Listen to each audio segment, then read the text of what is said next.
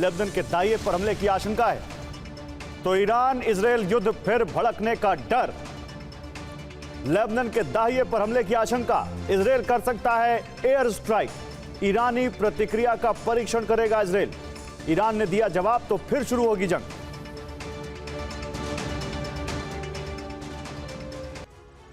तो Iran Israel के बीच mini war थम चुकी है। इस जंग में नुकसान किसका कितना हुआ यह बहस का विषय है, लेकिन इस जंग ने ट्रंप और नेतन्याहू को आमने सामने लाकर खड़ा कर दिया है। इजरायली प्रधानमंत्री और अमेरिकी राष्ट्रपति के बीच हितों का टकराव अपनी आखिरी सीमा तक पहुंच चुका है। नेतन्याहू ने ऐलान किया है कि हमला हुआ तो जवाब दिया जाएगा, जबकि ट्रंप कह चुके हैं कि अगर नेतन्याहू नहीं रुके तो ईरान के खिलाफ उन्हें जंग में अकेले जाना होगा।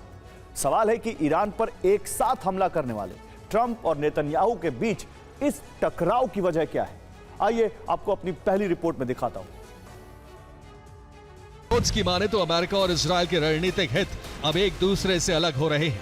बेंजामिन नेतन्याहू को इजरायल की राजनीति में बने रहने और अपनी कुर्सी बचाने के लिए युद्ध को जारी रखना जरूरी लग रहा है, जबकि डोनाल्ड ट्रंप को अमेरिका की राजनीति में चमकने और अपने वादे पूरे करने के लिए इस युद्ध को तुरंत खत्म करना जरूरी है। तो देखिए, 7 जून की रात 10 बजे ईरान ने इजरायल पर हमला किया, जिसके तुरंत बाद ट्रंप ने नेतन्याहू को फोन लगाया।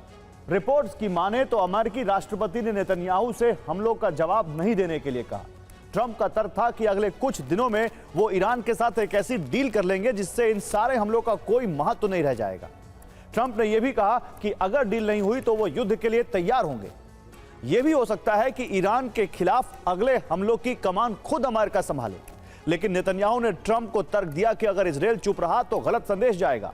इससे लगेगा कि ईरान का पलड़ा भारी है और ईरान इजरायल अमेरिका पर हावी हो सकता है। इसके बाद भी ट्रंप ने हमला नहीं करने के लिए कहा और कॉल कट कर दी। लेकिन नेतन्याहू नहीं रुके, उन्होंने ईरान पर हमले शुरू कर दिए। अमेरिका को खुफिया जानकारी मिली कि इजरायल ईरान पर अब तक का सबसे बड़ा हमला करने वाला है। इसके बाद 8 जून को ट्रंप ने एक बार फिर नेतन्याहू को कॉल किया। ट्रंप ने साफ शब्दों में नेतन्याहू से कहा, बीबी तुम्हें सावधान रहना चाहिए। बीबी उनका निकनेम है, वरना बहुत जल्द तुम इस लड़ाई में अकेले रह जाओगे, जिसका सीधा सा मतलब था कि अमेरिका इजरायल की सैन्य मदद रोक सकता है। ट्रंप ने नेतन्याहू को चेतावनी देते हुए कहा कि अगर इजरायली हमले बड़े युद्ध में बदले तो इसका खामियाजा इजरायल को उठाना पड़ेगा। ईरानियों के खिलाफ इजरायल को अकेले जंग लड़नी पड़ेगी, अमेरिका साथ नहीं देगा। ट्रंप ने नेतन्याहू को आगाह किया कि जो भी करो सावधानी से करना, आप ईरान के खिलाफ अकेले पड़ सकते हैं। जिसके बाद बेंजामिन ने ट्रंप से पूछा कि अगर इजरायल हमले बंद करता है तो क्या ईरान भी हमले रोक देगा? ट्रंप ने इसका जवाब हां में दिया। इसके बाद बेंजामिन ने फिलहाल हमले नहीं करने की बात कहकर फोन काट दिया, लेकिन यह भरोसा नहीं दिया कि आगे इजरायल हमले नहीं करेगा। दरअसल युद्ध विराम के बाद इजरायल ने ईरान पर हमले रोक दिए, लेकिन लेबनान पर एयर स्ट्राइक जारी रखी। बेंजामिन जानते थे कि लेबनान पर हमलों से ईरान का भड़कना तय है, जिससे युद्ध का फ्रंट एक बार फिर खुल सकता है। लेकिन रिपोर्ट्स इशारा कर रही हैं कि ट्रंप नेतन्याहू के इसी प्लान का फायदा उठाकर अरब से एग्जिट प्लान तैयार कर रहे हैं। दावा है कि ट्रंप इस जंग में फंसने के लिए नेतन्याहू को जिम्मेदार ठहरा सकते हैं। वो जंग का ठीकरा पूरी तरह नेतन्याहू पर फोड़ देंगे ताकि खुद को एक शांति दूत के तौर पर पेश कर सकें। Very tough team, and I think we are winning that battle. But you're really going to win it over the next 2 weeks when we declare total victory. It'll be a total victory. It'll happen very soon. एक report दावा करती है कि Trump प्रशासन ने Iran से आने वाली मिसाइलों से इजरायल की रक्षा के लिए कार्रवाई का आदेश नहीं दिया, जबकि दूसरी रिपोर्ट में दावा है कि अमेरिकी सेना ने इजरायल की ओर आ रही ईरानी मिसाइलों को मार गिराने के लिए इंटरसेप्टर दागे। तो इजरायल की सुरक्षा सिर्फ थार्ड, एरो और आयरन डोम डिफेंस सिस्टम से ही नहीं होती, इसमें अमेरिका का अप्रत्यक्ष तौर पर बड़ा रोल होता है। अमेरिका 3 लेयर में इजरायल की सुरक्षा करता है। जब ईरान अपनी मिसाइलें और ड्रोन फायर करता है तो अमेरिकी रडार तुरंत एक्टिव हो जाते हैं।